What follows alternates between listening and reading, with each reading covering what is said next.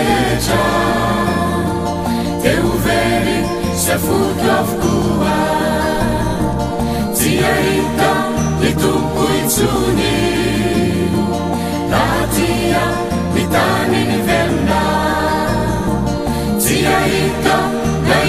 na iza amikonina ambony ny tany ny fonenako no indro iongotra dinilay ny ropiandrondry fa ny fianana mba no tenomiko utapaina ho afaka miaraka voinaoma mandra malalina narareto mandra maraina Masahala bidao mesiliula Manamundu mitanaku rehetra mitaraina tao sidisidina mituluka tao voromailala eny vizanga andrandrany masoko tompo moly yatrao famijaly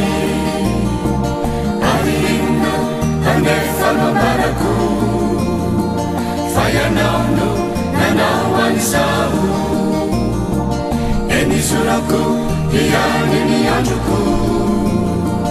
na magidya sy zany fiainako zao no fananganako velona zao no fananganako velona Izay meloay namatiasa mbola ho velona izay meloay mbola ho velona Izay meloay namatiasa mbola ho velona izay meloay mbola ho velona fa ny foko mitoky aminao kasitrano aho tompo velomy Eyuba usuni anjarako namangida kizaye fanitiku Azavela ufatininaku Azatawe mimarsuni utaku Sini mati novina nanilasa nuafa midera fasatira mitsitra nandavaka tena nifahamarinana fanivelona tahaka izao no miterasy misaotranao ka niraya iseho aminjanany fa de marina toko ianao koavia itompo avia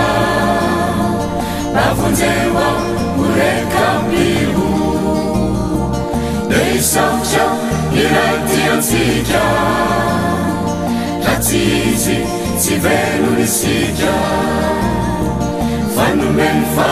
esendany zanany teniray nikony fanainy zao no fananganako velona zao no fananganako velona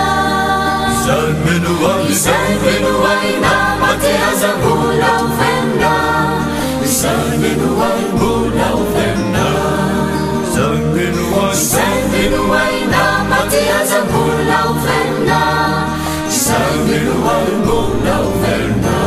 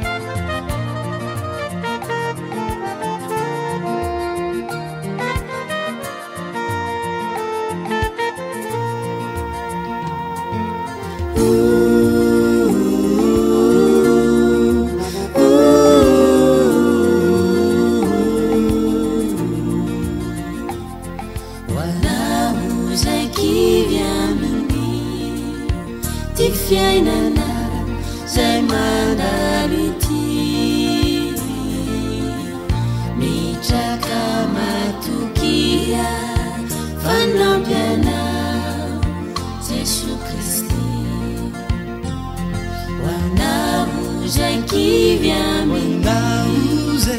tifiainana zay manarity mitraka matoky fanampianara Jesu Kristi